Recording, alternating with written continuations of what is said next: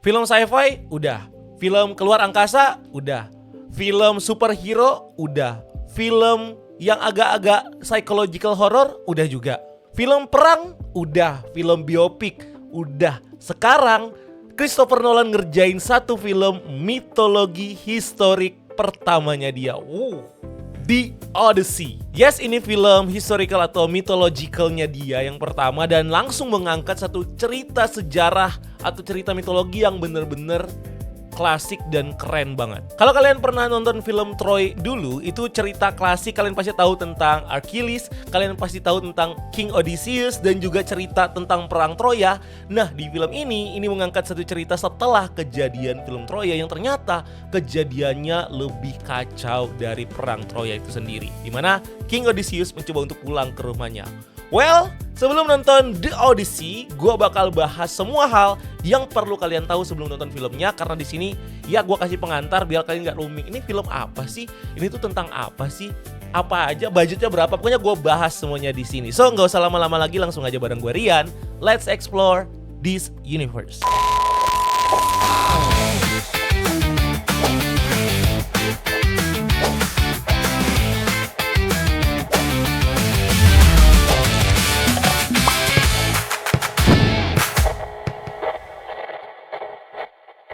Oke guys, kita mulai dari yang bikin film ini tuh spesial banget. The Odyssey ini adalah film ke-13 dari Christopher Nolan setelah Oppenheimer di tahun 2023. Itu adalah film yang ngeborong Best Picture sama Best Director di Oscar dan nyaris nyentuh $1 miliar di box office. Film ini didistribusi sama Universal Pictures dan budgetnya dikabarin tembus sampai 250 juta US dollar. Itu sekitar 4,3 triliun rupiah. Dan itu yang bikin The Odyssey jadi film termahal sepanjang karirnya si Christopher Nolan. Tapi ini bukan cuma soal duit guys. The Odyssey ini adalah film pertama dalam sejarah yang di-shoot sepenuhnya pakai kamera IMAX film. Nolan bahkan pakai teknologi IMAX baru yang belum pernah dipakai siapapun sebelumnya. Dia habisin sekitar 2 juta kaki film buat proyek ini. Dan buat lo yang belum ngerti kenapa itu spesial banget, IMAX film itu resolusinya tuh gila banget guys. Gambarnya tajam banget dan biasanya cuma dipakai buat beberapa adegan aja karena kameranya memang berat, berisik, dan mahal. Nah, buat si Nolan, dia pakai seluruh filmnya pakai kamera IMAX guys. Nah, saking hype-nya, tiket IMAX 70mm itu di opening weekendnya udah habis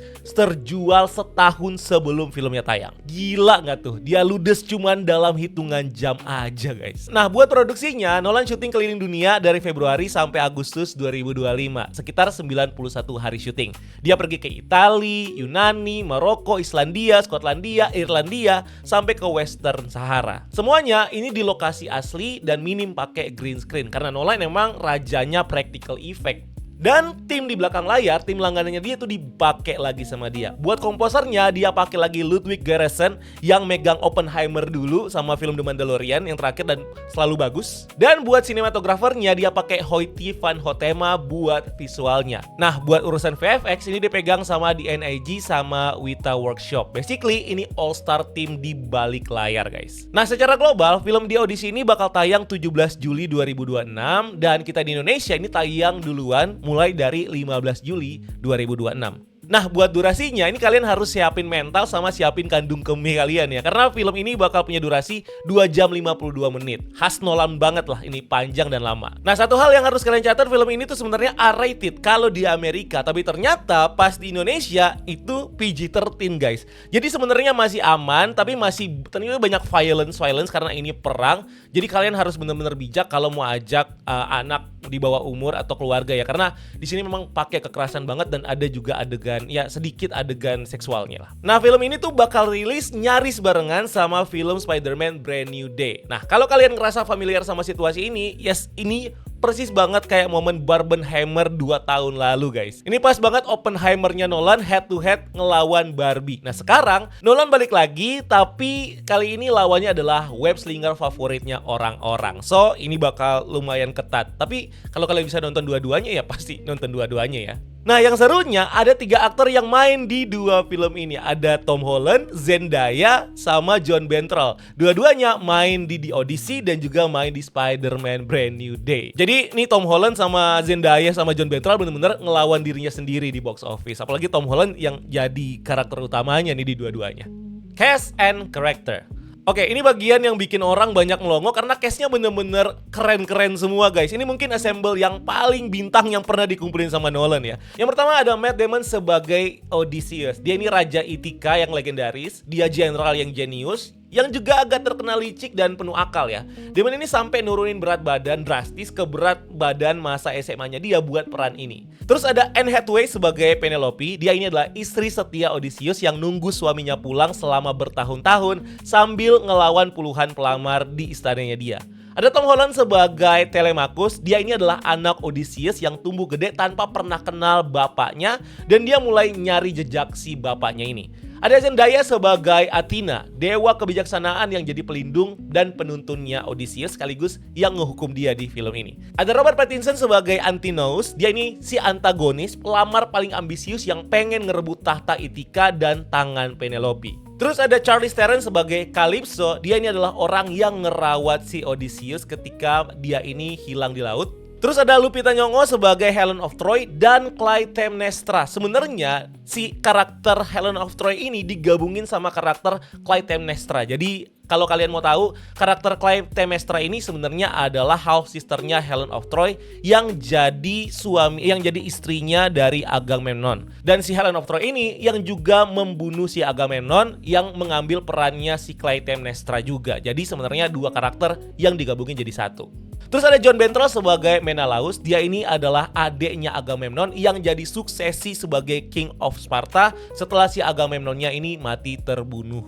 Terus ada Benny Safdie sebagai Agamemnon. Memang gak terlalu penting banget di cerita, tapi dia menjadi peran yang penting ketika perang Troya terjadi. Terus ada John Leguizamo sebagai Eumaeus. Dia ini adalah orang yang paling setia sama Odysseus. Dan ada juga Mia Goth sebagai Melanto.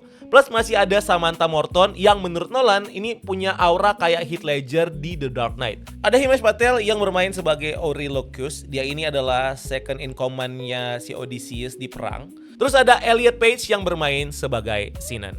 Nah, yang bikin orang-orang kaget adalah kemunculan dari Travis Scott yang ikut jadi cameo. Bahkan perannya ini ada di bagian awal filmnya guys. Nolan udah ngejelasin alasannya di mana dia mau narik koneksi antara rap dan puisi lisan sebagai bentuk seni analog. Karena ya cerita di Odyssey ini awalnya memang diceritain turun-temurun secara lisan lewat lagu, bukan secara tulisan kayak buku atau tulisan scratch gitulah. So, bisa gue bilang sebenarnya Travis Scott ini jadi storyteller aja di sini, tapi perannya lumayan oke.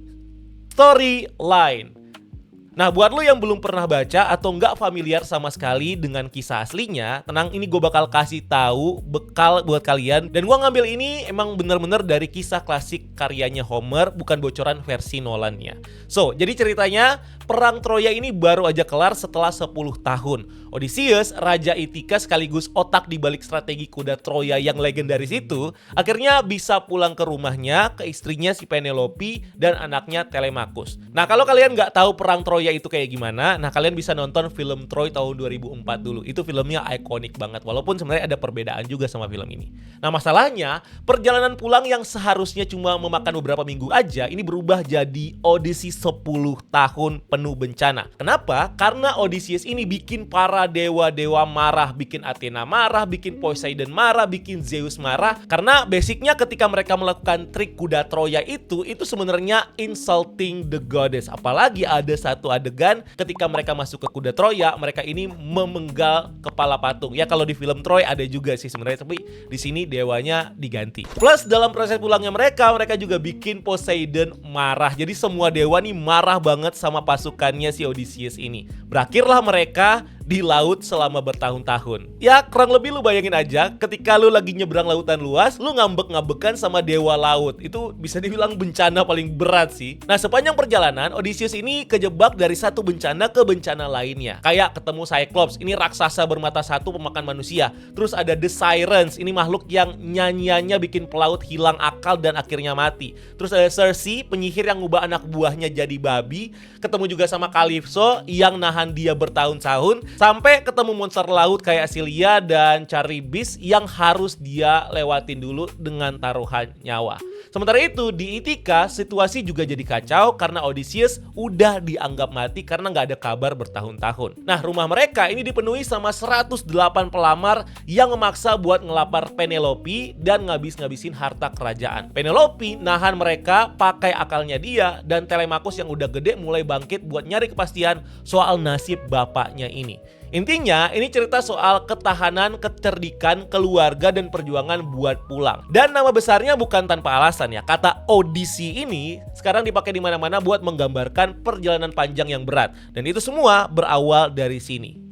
Kontroversi. Oke, gue sekarang bakal masuk ke bagian yang mungkin udah didengar rame sama orang-orang ya. Karena jujur, ini jarang banget ada di filmnya Nolan. Yang diributin bahkan nih sebelum filmnya rilis ya. Biasanya tuh orang cuma bisa muji ketika trailer film Nolan ini keluar. Tapi buat The Odyssey ini beda. Nah, gue bahas biar kalian dapat konteksnya ya. Pertama, soal trailer yang di-dislike massal guys. Trailer-trailer The Odyssey ini kena gelombang dislike yang gede banget. Angkanya bervariasi tergantung platform yang dipakai. Tapi ada yang nyebut trailer finalnya ini sampai nembus ratusan ribu dislike dengan rasio yang jauh lebih banyak dislike daripada like-nya. Ributnya sampai akun resmi The Odyssey di X ini sempat matiin kolom komentar. Kedua, ini soal anachronism ya, alias nggak sesuai sama zaman. Ini yang paling banyak dibahas. Nah, beberapa penonton ini protes soal detail visual di trailer yang dianggap nggak cocok sama setting Yunani kuno era Bronze Age. Nah, pertama, ini kapal yang kelihatan kayak kapal Viking. Ini mereka benar-benar pakai kapal Norwegia beneran yang namanya Draken Herald Harfager. Dibuat mirip sama galley Viking abad pertengahan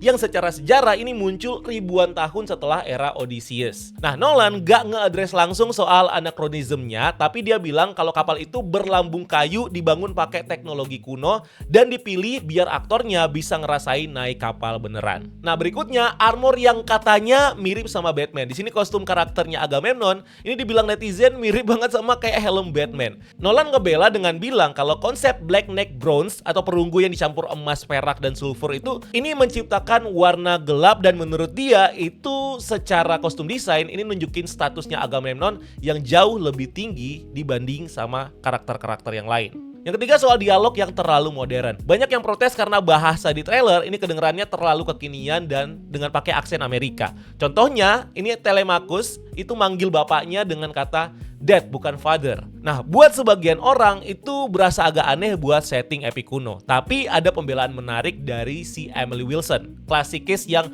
menerjemahkan Odyssey pakai bahasa Inggris. Dia bilang salah kaprah kalau kita ngira terjemahan puisi kuno itu bakal lebih bagus cuma karena pakai bahasa jadul. Toh orang Yunani kuno juga kan nggak ngomong bahasa Inggris. Jadi ketika ditranslate jadi bahasa Inggris umumnya ya pakai bahasa yang informal juga nggak apa-apa. Yang sebenarnya Nolan sendiri ngaku kalau dia tuh mau menyajikan bahasa yang punya makna emosional, bukan cuman sekedar intelektual ke penonton. Yang keempat soal casting. Ada juga beberapa perdebatan soal pilihan casting dari film ini. Sebagian netizen mempertanyakan castingnya Lupita Nyong'o sebagai Helen of Troy.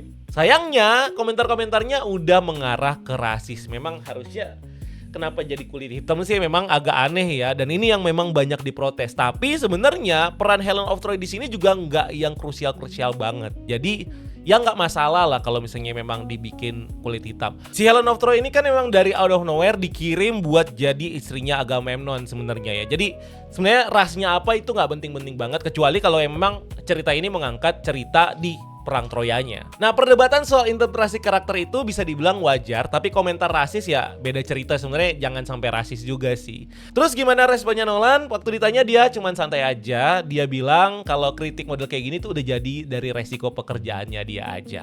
Movie recommendation. Nah, biar kalian makin nikmat buat nonton The Odyssey, ini beberapa rekomendasi tontonan dari gue. Yang pertama, kalian nonton film Troy tahun 2024. Kalau lu pengen tahu konteks soal perang Troya yang jadi latar belakang kenapa si Odysseus ini pulang. Ini sebelum ceritanya di Odyssey lah. Nah, terus kalian juga bisa nonton The Return tahun 2024. Ini adaptasi modern dari bagian akhir di Odyssey, pas Odysseus ini balik ke Ithaka. Nah, filmnya sendiri dibintangi sama Ralph Fiennes dan juga Juliette Binoche. Ini bisa jadi bahan perbandingan kalian sama pendekatan versi barunya Nolan ini. Nah, buat pengalaman maksimal, kalau ada rezeki dan aksesnya kalian bisa ke IMAX, menurut gua kalian harus nonton di IMAX ke layar yang sebesar yang bisa kalian dapetin, guys. Pokoknya wajib karena memang filmnya diproduksi sama sama kamera IMAX. Ya nonton di layar biasa juga sebenarnya kayak biasa aja. Cuman itu kayak kalian makan rendang tapi pakai sendok plastik.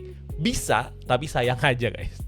So itu dia semua hal yang perlu kalian tahu sebelum kalian nonton The Odyssey. Kalau kalian udah nonton, kalau kalian punya ekspektasi apapun, atau karena ini filmnya udah tayang, kalian coba tuangkan komentar kalian tentang filmnya di bawah. Gue sendiri udah nonton, menurut gue actingnya semuanya keren-keren. Gue mau bikin video review sendiri mungkin kalau sempet ya. Pokoknya ceritanya bagus, tegang, gue nahan pipis 1,5 jam dan gue tahan-tahan karena gue nggak mau miss filmnya. So kalau kalian mau nonton, wajib di IMAX dan menurut gue kalian bakal suka banget. So ditonton aja lah pokoknya ya.